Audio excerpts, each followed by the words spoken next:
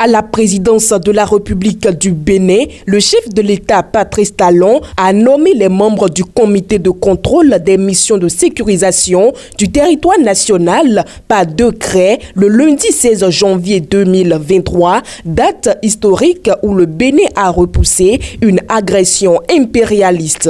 Et par le décret numéro 2022-576, en date du 19 octobre 2022, le chef de l'État, Patrice Talon, a dissous le Fonds d'appui à la solidarité nationale, FASN. Cette dissolution a été faite sur proposition conjointe du ministre de l'Économie et des Finances et du ministre des Affaires sociales et de la microfinance.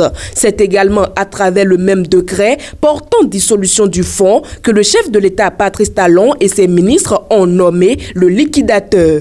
Et toujours par décret, le président de la République, Patrice Talon, a procédé à la création de l'autorité d'enregistrement des projets carbone dénommée autorité d'enregistrement. Selon l'article 1 du décret conjointement signé par le président Patrice Talon, le ministre d'État Romuald Wadani et celui du cadre de vie et du développement durable, José Tonator, l'autorité d'enregistrement est un organe interministériel placé sous la double tutelle du ministère en charge des Finances et du ministère en charge du développement durable. Elle a pour mission d'assurer la promotion des projets carbone en République du Bénin en ligne avec les orientations stratégiques du Conseil béninois du développement durable. C'est toujours dans cette semaine que le chef de l'État, Patrice Talon, a promulgué la loi numéro 2022-32 du 20 décembre 2022 portant révision du Code de la nationalité.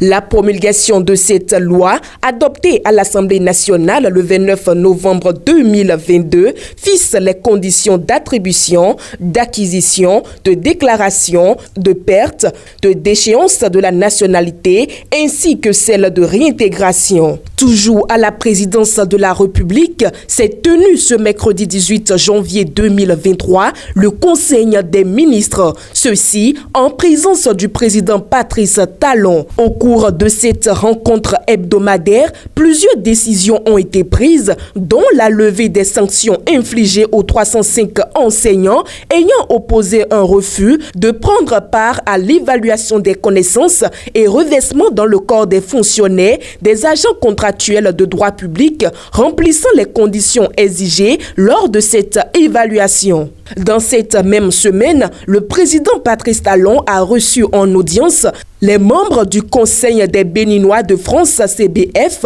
lors d'une rencontre organisée à Cotonou. La rencontre, qui a duré plusieurs heures, a été l'occasion pour les membres du CBF de présenter les principales préoccupations de la communauté béninoise de France à leur président. Les échanges ont notamment porté sur les questions d'investissement, de coopération économique. Les membres du CBF se sont félicités de cette rencontre qui leur a permis de débattre de manière constructive avec le président Patrice Talon. Et pour finir, au thème de l'élection du 8 janvier 2023, le chef de l'État Patrice Talon va échanger avec les 81 députés ce week-end afin de définir un nouvel accord de législature avec les deux formations politiques. Tour à tour, le chef de l'État Patrice Talon va recevoir le Bloc républicain et l'Union progressiste Le Renouveau pour certainement faire le libre arbitre dans sa famille politique sur les positionnements au sein du bureau de l'Assemblée nationale. Il s'agira de faire en sorte que dans le cadre des tractations pour le contrôle du perchoir, qu'il y ait une unicité d'action au sein de ces deux grandes formations politiques qui ont accompagné et soutenu le chef de l'État depuis son premier mandat. C'est tout pour les échos de la présidence de cette semaine. On se donne rendez-vous le week-end prochain.